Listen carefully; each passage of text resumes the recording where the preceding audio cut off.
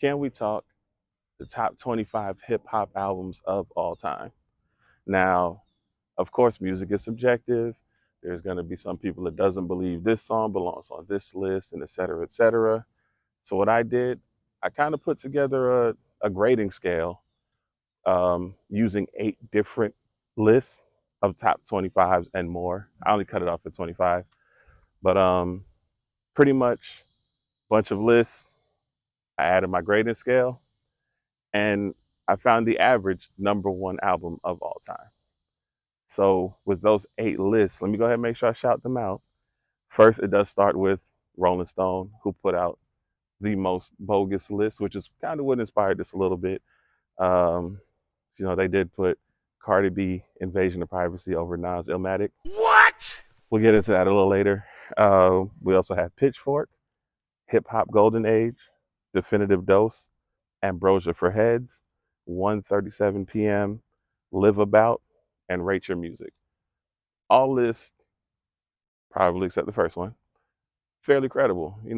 They knew their stuff. Looking at the list, which I will post at the end of the video so you can see their individual lists and see how things stacked up against one another. But they all seem to know what they was talking about. That's why I chose these lists. Some lists looked a little weird. The only reason I left Rolling Stone is because that's what stemmed all of this. So with that, let me go ahead and get into explaining the scores for you. Okay, so the grading scale. With there being so many lists, of course, certain albums are going to appear on more than one list, and they're going to appear at different levels. Again, just mentioned Cardi B being ranked higher than Nas Illmatic, which kind of should let you know that with Rolling Stone, Illmatic was towards the bottom. On other lists, Illmatic might be number one, might be number two, might be number three. So the thought process of the grading scale is this. If you're number one on a list, you have 25 points. Right there, you're chalked in for 25 points. The next list, you can be number two. That's 24 points. Combine those two together, it's 49 points, and we move so on and so forth. So again, 1, 25 points. 2, 24 points. 3, 23 points, and so on and so forth. If you want to take the easier route and start from the bottom of the list, 25th place is 1, 24th is 2, 23 is 3, etc., etc. There was the bonus where I started realizing that some albums would like tie like that. So I added, for every list that your album is on, you get an extra 10 points. So using the same 2 examples that we've had before, Cardi B's Invasion of Privacy was literally, just a little spoiler, I guess, but it was literally only on that Rolling Stone list. Kind of expected. Wasn't expected to be there at all. But again, we'll get into that later. Whereas Nas Illmatic was on a lot more. Not gonna say how many, but it was a lot more. So Cardi B would only get 10 points for being at that space. Whereas for every list that Illmatic is on, it gets 10 points for that. So let's say it was on 5 of the list. It gets 50 extra points added on to whatever score we came up with after adding whatever place it was on each list. Got it? Cool. So let's get into the list now. Okay, so we've done the whole build up for everything. So now let's get into the list. Initially, like I mentioned, we were doing top 25. However, we have 26. Just because even with all my trying to separate and avoid a tie, we still got a tie at 25. So at 26, and the reason this one fell at 26 is because this only appeared on 2 lists, whereas the next album appeared on 3 lists. However, their score still tied up the same. So by default, this one came in at 26, and that was Kanye West, My Beautiful Dark Twisted Fantasy. Now, me personally, it's not my favorite Kanye album. I do think it's an amazing album, but I just think Late Registration, in my opinion, was his best album, top to bottom. But I can see why this album made the list. This was arguably album of the decade, of the last decade, since we're in a new one now. We got great features, great production, um, great just overall artistry on the entire album. We got Nicki Minaj's verse for Monster, one of the greatest verses of the decade as well. Never thought anybody would sit on a track with Jay-Z and Kanye and make them an afterthought. But overall, the album is phenomenal. It did fall at 26, which means 25, the album that did beat it out, barely, it did beat it out, Ice Cube, Death Certificate. And now I've always known that this was a solid album. I always knew Ice Cube was like a rapper, like he was on writing most of the stuff for NWA. I never actually sat down and did a thorough listen until I started this project. And low key, this is almost an insult. The placement for Death Certificate.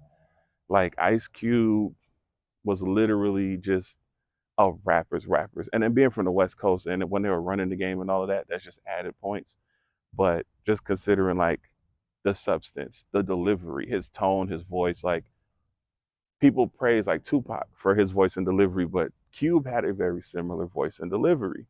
Um, of course, Pac is a little more polarizing, but Death Certificate, top to bottom, just straight. I'm not gonna say bars, like it was like the most intricate lyricism in the world, but like the cadences, the deliveries, the substance. Like he had songs where he called out Uncle Sam. He had songs where he called us out. He had songs where he called out Koreans and how they treat us in grocery stores or wherever stores. Death Certificate was definitely one of them ones. Like I'm pretty sure when I do the second video where it's like my listing of everything, these two albums ain't gonna sit right where they're sitting. That just seems strange. Okay, so at 24, we go back. We go back, and you know I love the OGs. I support the pioneers of hip hop and rap and all of that. But I feel like you can tell by my tone. Me personally, I'm not having this album on the list. Uh, it's Ultramagnetic MC's Critical Beatdown. Now I can understand why. Like listening to the album, I can understand why. Like, no offense, but the old heads would have it on their list where they're just like, not back in my day, you know, this was like revolutionary for hip hop and all that. Me personally, after this project, like, you know, I've done my listening and my research on it. I'll never listen to this project ever again. Still, respect to the OGs, the Ultramagnetic MCs. You know, even the name alone lets you know this is a completely different time. Because if anybody come out talking about Ultramagnetic anything, them niggas not selling. But we gonna move on to 23, which now this I can get with. It's also like a back then type of album, but Run DMC's Raising Hell, that's a quality album. Now, I'm not mad at the placement of it just because the album was it was a great album, but you kind of get the feeling through listening to the album that it's carried by the singles. Like they broke barriers with Walk This Way and featuring Aerosmith. It's Tricky is just one of the biggest songs ever. And My Adidas, it's just this is a classic song, especially if you wear Adidas. It just makes you feel good for wearing Adidas. I got on Jordans right now, so it don't count. It don't do nothing for me at this moment.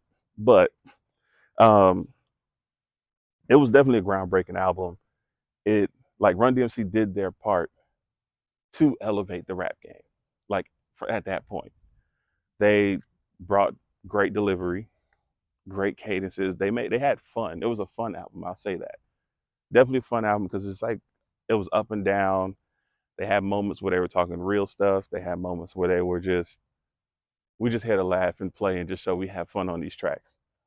Uh, I'm okay with the placement here. I'm pretty sure on my list it's around the same space. Um, but yeah.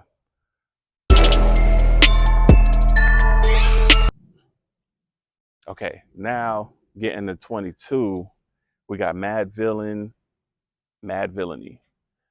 Now, first off, rest in peace, MF Doom, one of the dopest lyricists to ever do it.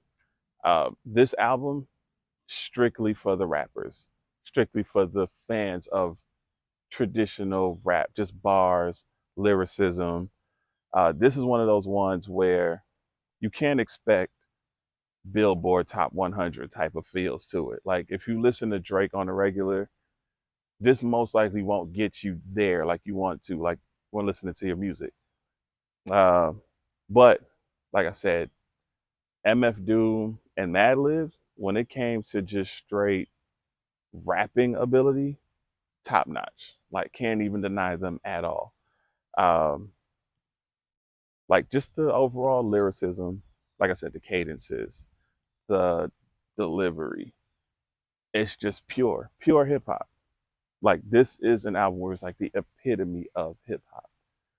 Again, I understand its placement just because there are others who can do the rappy rap and make a strong hit, but we'll get into that with number 21. 21. 21. At 21, we have Kendrick Lamar's To Pimp a Butterfly. Now, this is the youngest album on this entire list, but it is one of the most powerful albums, mainly because not only is it Kendrick's just overall artistry and just he knows how to run the game lyrically, point blank, period. But it was his most just, I'm for my people. This is it. We need to win. There's one more album on this list like that that's elevated it way up somewhere, but we'll get to that later. Um, but all you really need to know about this album is Pulitzer Prize. Like, what other hip hop album has done that? I can give you that answer. Zero. Kendrick Lamar, he's always been one of the dopest. Now, I will say, again, I'm going to have a separate list. This isn't my favorite Kendrick Lamar album, but I do understand its placement on this top 25 list. But with that, we'll go ahead and jump into 20. At 20, we have my personal favorite album of all time, and this is spanning all genres and all that. Lauryn Hill's The Miseducation of Lauryn Hill. Now, I'll be fair and say I understand its placement on this list because Lauren was just hip hop as hell. Like you can't take hip hop out of Lauryn Hill. But I can say the miseducation of Lauryn Hill, it did feel more like an R&B project. It was like 70-30 more on the R&B side, but I'm not mad at its placement on here just because it's my favorite album of all time. I will never look at a Lauryn Hill album and say, you don't belong. I don't care if I was doing top 25 heavy metal rock and roll albums right now. Lauryn Hill album deserves to be everywhere. So we can keep that one short and sweet. It is what it is. Lauryn Hill, you deserve to be wherever you want to be. 20, Lauryn Hill, The Miseducation of Lauryn Hill. At 19, we have my favorite rapper out of Wu-Tang. Actually, this is going to be the majority of people, they would deem him the best rapper in Wu-Tang, and that's Ghostface Killer, Supreme Clientele. Now, with Supreme Clientele, this album, in my opinion, um, actually, let me not say that because that's going to go ahead and give spoilers to how the rest of the list may look. Just know, I don't believe it belongs here. Like, whether it's 5 spaces, 10 spaces, up, down, wherever, it doesn't belong at 19. I say that. Um, it's just, Ghostface was always one of the illest lyricists ever to do it. Like, and not only did he do it lyrically at such a high level, he meshed it all together perfectly. His cadences were always perfect. His subject matter always entertaining. Like RZA, when he did his beats for Ghostface, it was just like a whole combined masterpiece. Like there's really not much else you can say about it. Like when you rank Wu Tang's albums from like the actual group and then their individual artists, if you get to three and Supreme Clientele isn't in there, there's a big problem with your list.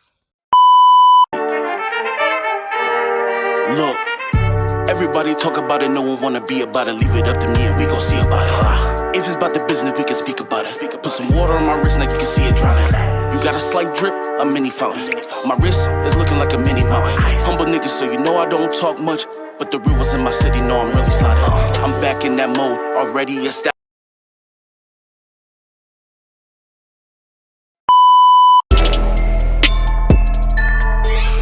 And we are back with the top 25 hip hop albums of all time. Of course, as you can see, I had to switch it up a little bit. We show love to all the greats in hip hop. Last we had Biggie. This time we got ODB and the Wu-Tang Clan. But we're going to jump right back into it with number 18, which is Eminem's The Marshall Mathers LP. Now, off rip, certified classic. We cannot deny what this album's done for hip hop. Now, when it comes to just supreme, like the highest of the highest, like your favorite rapper may still believe Eminem is the greatest lyricist of all time, or at least in that Mount Rushmore debate, he got it, point blank, period. And you can't say it did a lot of appearing or debuting rather on this album.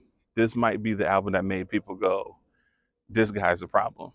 Even when you just think of how he constructed his bars, even as simple as I sit back with this pack of zigzags of this bag of this weed that gives me the shit needed to be the most meanest MC on this earth since his birth. I've been cursed with this curse to just curse. Come on now. It sounds simple, but that's intricate writing at its finest right there. Now, it is at 18. Am I mad at it being at 18? I can see the debate for it going either way. You know, some people would say, but this is Eminem. This is one of the greatest rappers to ever do it.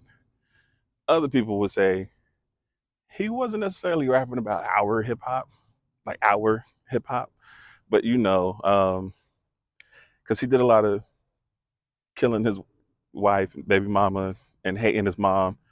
And in hip hop, we love our moms at all times. So you know, 18 is cool. I'm not mad at an 18 placement for the Marshall Mathers LP, but you can't leave it off of the top 25. That's for sure. At 17, we have the infamous Mob, MOBB. Pretty much just told you the title and the artist. Mobb Deep, the infamous. It is one of those really gritty New York albums that we've been missing. Like we don't really have that feel anymore. Like they were just on some gutter. I'm trying to rap. I'm trying to flip drugs. I might catch a body. Like we dancing today, and ain't nothing wrong with dance. You know that's fun. That's happy. That's lively. But the infamous is definitely the staple in Mobb Deep's catalog. Like if you list it or rank their catalog and the infamous isn't number one, your list is absolutely wrong. I can't even say that this is an opinionated thing at this point. That's a fact.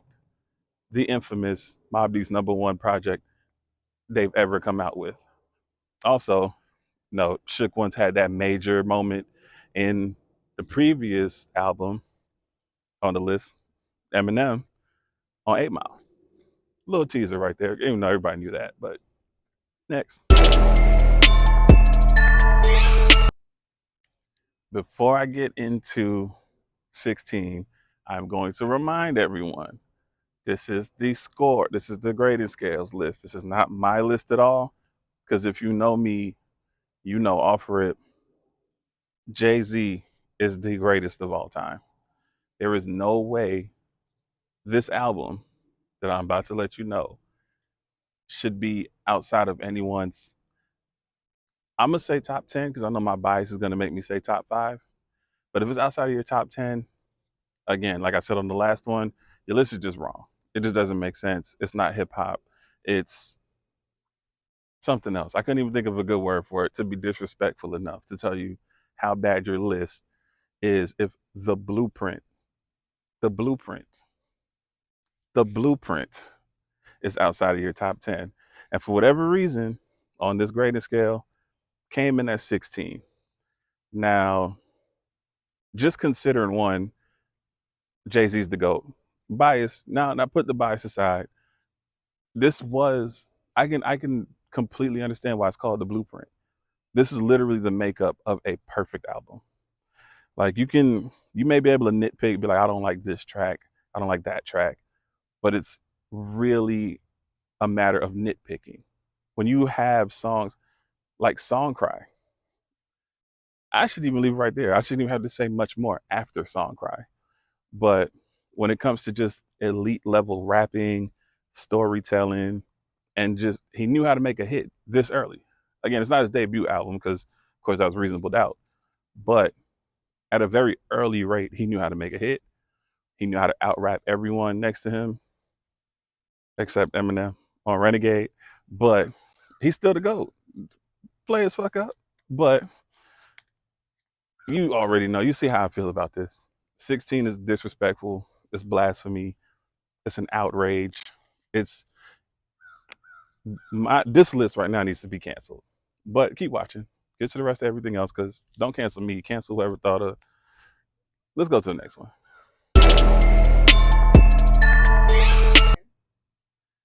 15.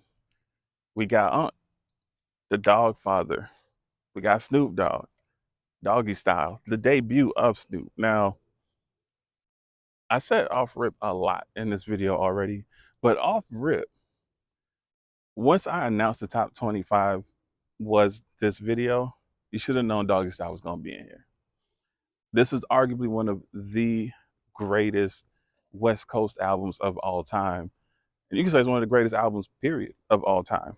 Um, if you have a Mount Rushmore for the West and this ain't on it, you're wrong. And I know I said you're wrong. I might have to make some you're wrong merch just because at this point it's a thing now. Like I'm taking the opinion out of all of this now. You can keep it, but still. Um, but Doggy Style just came out the gates, hit after hit after hit.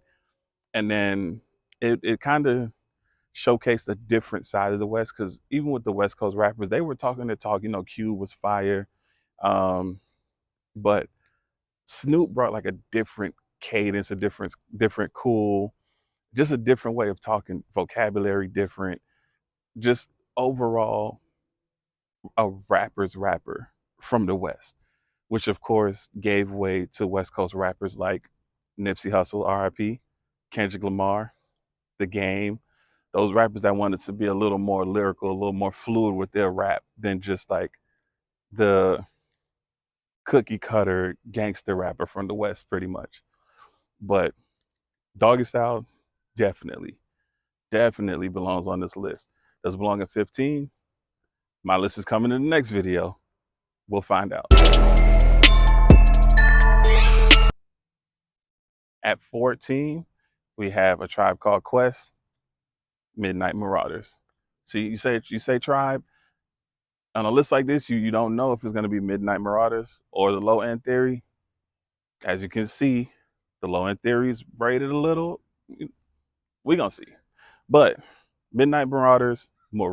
Sorry, um, it's arguably the favorite to a lot of people. It's a lot of people's favorite Tribe album, but at the same time, those same people may say the Low End Theory was the better album in terms of just overall rapping and just the abstract vibes behind it all.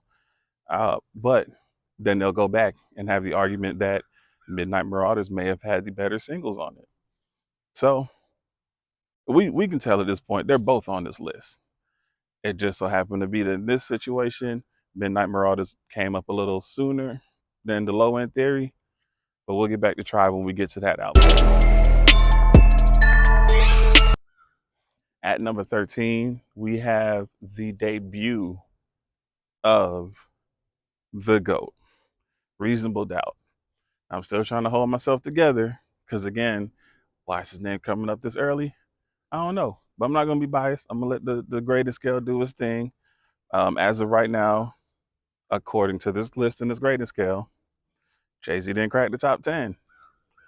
It kind of makes you wonder, well, what the hell's coming next? When you consider on this album alone, One, it's just a certified, like certified, solidified, you can't deny classic. It is a classic's classic.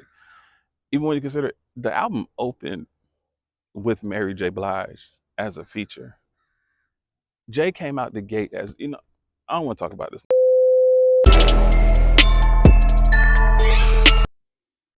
At 12, we got Outcast, Aquemini. Now, ever since the South had something to say, they've never let off the brakes, and it's mainly because of Outkast and their greatness from day one. Now, most people, you ask people what's your favorite Outkast album of all time, there's gonna be a bunch of different answers. But to most people, they would say, or at least give Aquemini that praise as the complete one, where start to finish, you got a full, great understanding of who the pimp and the poet really are. Like Three Stacks and Big Boy. Actually, before I even continue, we got to give more credit to Big Boy. People sleep on the man as if he didn't always rap side by side with Andre. It wasn't too far of a drop off. Drop off. The man was great. Now, still is great because he's still doing his thing. But back to Aquemini. Aquemini does have smash hits like Rosa Parks and The Art of Storytelling. So you're not leaving this outside of the top 10 in any real list. But I'm not gonna, this is a fake list. It's kind of put together, but it's still a list now. It makes sense. 12 is cool. We'll go ahead and keep them Aquemini at 12. Right outside of the top 10 at 11, we got De La Soul, 3 Feet High and Rising. This this album here is just the epitome of fun. Like I know I mentioned earlier, Run DMC was a fun album. This is easily the most fun album on this list, possibly in the majority of the hip hop world. This really sounds like a bunch of homies linked up in the studio and rapped about everything they talked about at lunchtime in high school. Like it's just fun. You're gonna dance, you're gonna laugh. The skits are goofy and all over the place. It was a very necessary album for hip hop. It's a reminder that hip hop ain't all shoot 'em up, bang bang, or gangster rap or trapping. There's fun here too. Where we at, hey, yeah. Where we, greatest I ever felt, no. Ain't gonna take away from us, oh. Don't take away, don't take away, don't take away, don't take away, don't take away.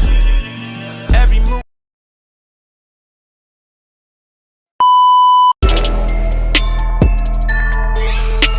Can we talk the top 10? Because that's exactly where we are now. And bringing in the top 10 is another one of those classics from way back. We got Boogie Down Productions, Criminal Minded. Uh, Boogie Down Productions, originally for this album, were made up of DJ Scott LaRock and KRS-One, aka The Teacher. And this is heralded as one of the first actual gangster rap albums where they were just really spitting about their real lives in the South Bronx. And that also culminated the beef between the Bronx and Queens, where there was the whole debate over who created hip hop. Even though I'm from Queens, but I do know it was the South Bronx. Songs like The Bridge Is Over, strong diss tracks towards Queens and Queensbridge.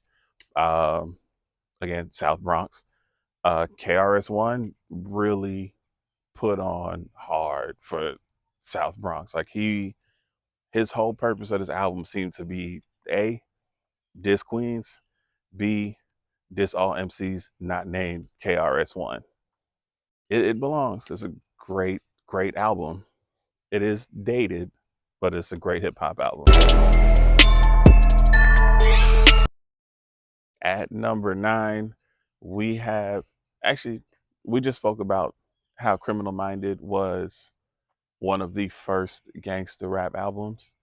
Well, at number 9, Straight Outta Compton is the gangster rap album, and it's fitting because Cube, shout out to Cube. He did most of the writing on the album, especially for Easy E, who has one of the dopest, most unique voices ever. Like, you'll listen to Easy rap and you'll say, like, just listening to him, it might be hard to believe, but then knowing the stories behind Easy E and his name, you got to believe every single word this fool raps ever. He did that shit. But I do definitely love the West Coast being held down on this top 25 list. Straight out of Compton, Mount Rushmore, easily. You're not getting, or if it's not Mount Rushmore, it's number five. I think it's Mount Rushmore. I think it's top four. But you're not getting far in regards to West Coast rap without talking about Straight Out of Compton. Of course, when you got Dre's production, Cube's writing, and of course MC Ren, DJ Yella did their thing as well, and then bottle that all up with Easy E's believability on top of everything. Perfect. It just works. Oh yeah. Before we get off of NWA, Straight Out of Compton, understand that we do know they were gangster as hell, but they had this one random ass song where it's just like I guess they have fun too, called Something to Dance To. Hilarious. Check it out. At number 8, we have a repeat artist, or group of artists rather. A little earlier, we talked about A Tribe Called Quest with Midnight Marauders. Back then, I mentioned that the whole Midnight Marauders might be a lot of people's favorite album, but they would still look at the Low End Theory as the best album. And this would be why the Low End Theory is at number 8. And just going back to what was mentioned before, like the whole abstract style of their music, them actually dabbling in funk, jazz, neo soul as hip hop artists and making it all fit. This, in my opinion, is the better Tribe album, but it's not by much. It's not like it was a landslide over Midnight Marauders, because honestly, with Midnight Marauders, uh, you can see the elevation in Fife's game. But Tribe Called Quest, Low End Theory, classic. Even when you think about the Scenario, that song is the ultimate hip hop song. You're gonna hear Scenario until the end of time, just because that is hip hop. Number 7, we got Raekwon's Only Built for Cuban Links, aka the Purple Tape. A lot of people, a lot of artists rather, you'll always hear them reference the Purple Tape as a blueprint for who they are as artists. New York rappers, rather. I'm pretty sure most people in the South don't even know what the Purple Tape is. But um, your favorite artists, your favorite New York rappers that just know the Purple Tape is hip hop, like it belongs in a museum type hip hop. Like, just again, Wu Tang representative. So RZA put like his blood and soul into the production on this, to the point where it feels like a movie. It's like a movie directed by RZA featuring Ghostface Killer. Like, and of course, we all know Ghostface and RZA almost as tight as Method and Red, if not tighter. Just the Wu Tang connection all the way through. Only Built for Cuban Links, number 7.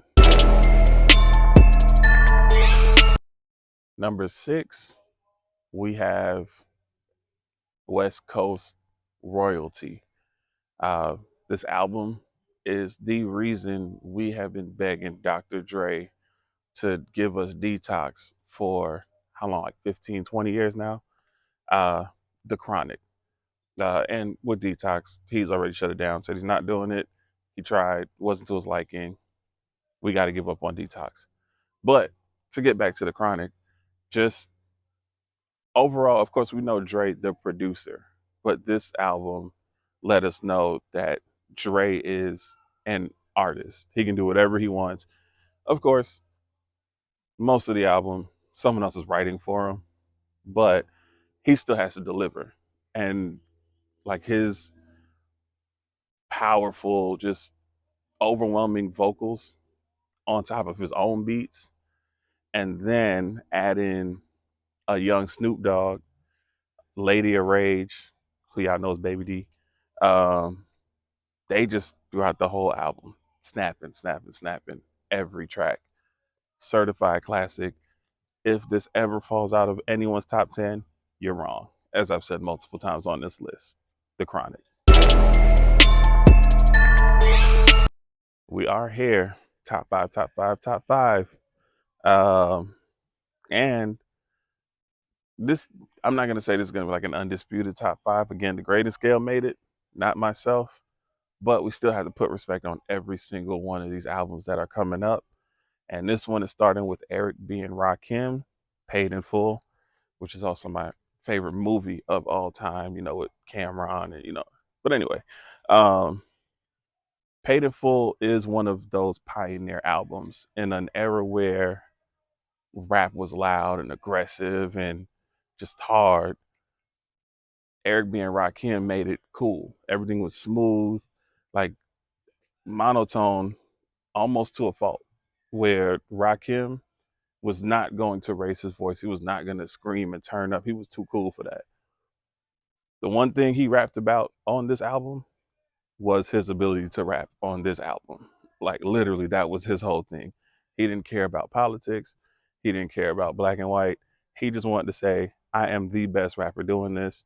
Come tell me something else. Might not be much substance, but it's still definitely a pioneer album. Paid in Full. We are entering Mount Rushmore territory. Mount Rushmore being the top 4 of anything. In this case, hip hop albums of all time, according to the grading scale. This one, not mad at all.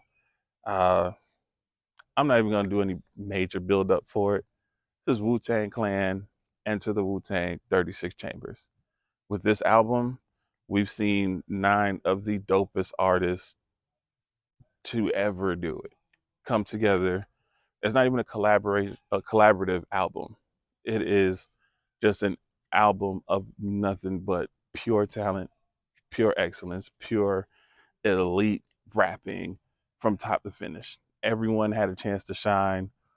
Everyone, whether it was a talking piece or just getting their own song. Of course, this is the album that got METHOD, man. But, we got other things where we're just looking at RZA's production, how it perfectly blends everything together.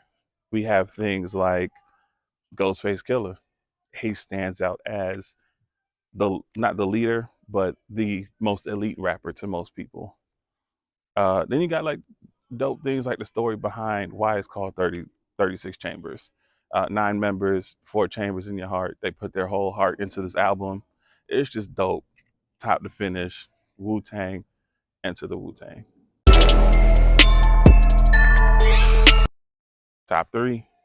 We are entering the spaces of I'm on every single list in regards to top hip hop albums of all time. And at number 3, we got a lot of people's GOAT, R.I.P. Biggie Smalls, Ready to Die. Biggie came out the gates. This was a debut album. He just came out swinging. He knew he was going to out rap, outclass, outskill, out everything, everybody, immediately. There was no slowing Biggie down. There was no, oh, he can't do this, he can't do that. Literally, Biggie did everything at a high level, extremely high level. And I know I've said that a couple of times on this video, but when you listen to things such as like his cadence, Biggie has one of the dopest cadences ever. Like when it comes to cadences like Biggie, Method Man, and then after that you start to think like, I got to really think about this. But not only was he a dope lyricist, dope cadences, he was a hit factory out the gate. This album, Ready to Die, has songs such as Juicy, Warning, Give Me the Loot, Big Papa, and of course, it got Who Shot You on it. A little controversy on it, but it's Biggie. R.I.P. Biggie.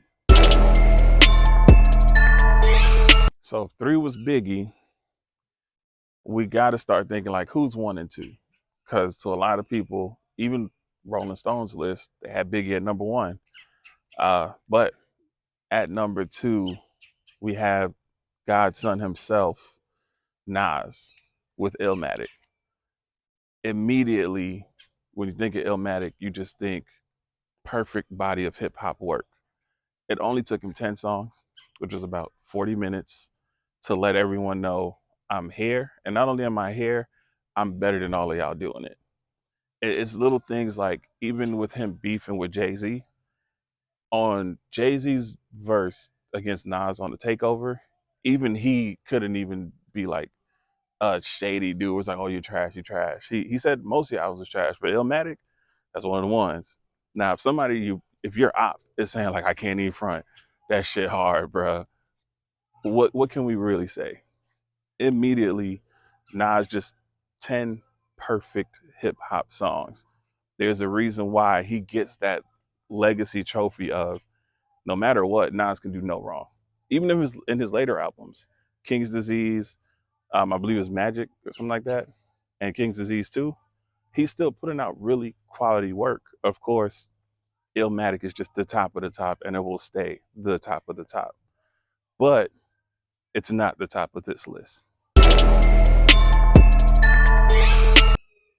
Okay, so we're here at number one, again, according to the grading scale.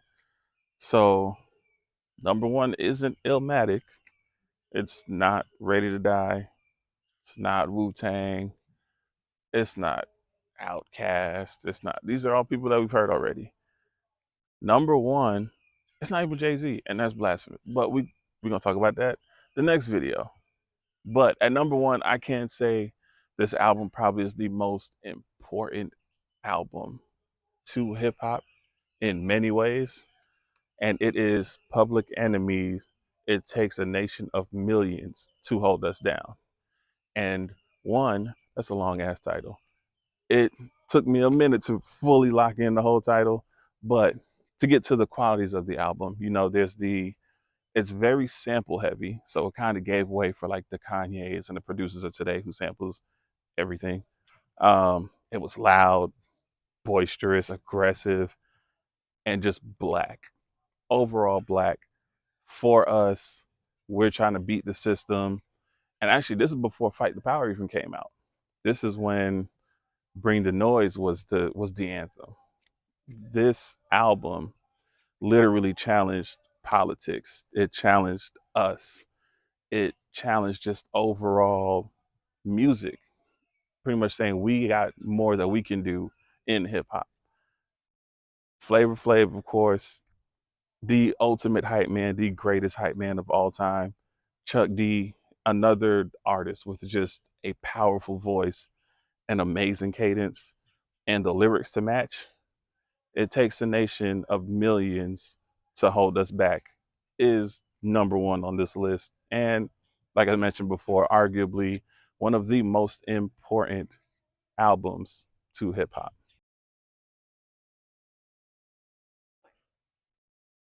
So there it is. Again, according to the grading scale, that is the top 25 hip hop albums of all time. Please go ahead, leave a like, leave a comment. Tell me why you hate some of the placements. For the most part, blame Rolling Stone. Another thing I do want to point out with the whole Rolling Stone situation, if it wasn't for Rolling Stone, if we just took that off, Nas Illmatic would have been the greatest hip hop album of all time. But that's a story for another time. Until then, go ahead and stay tuned. Part 2 of this is coming up, where I use these same albums and rearrange it to how I would rank it using these albums. With that, appreciate y'all for watching. That's it.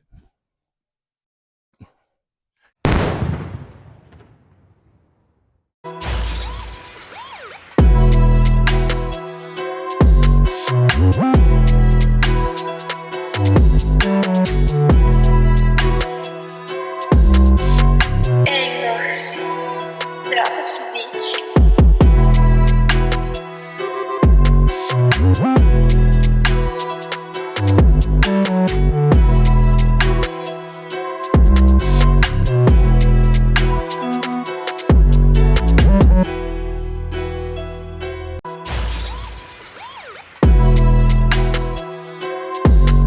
it.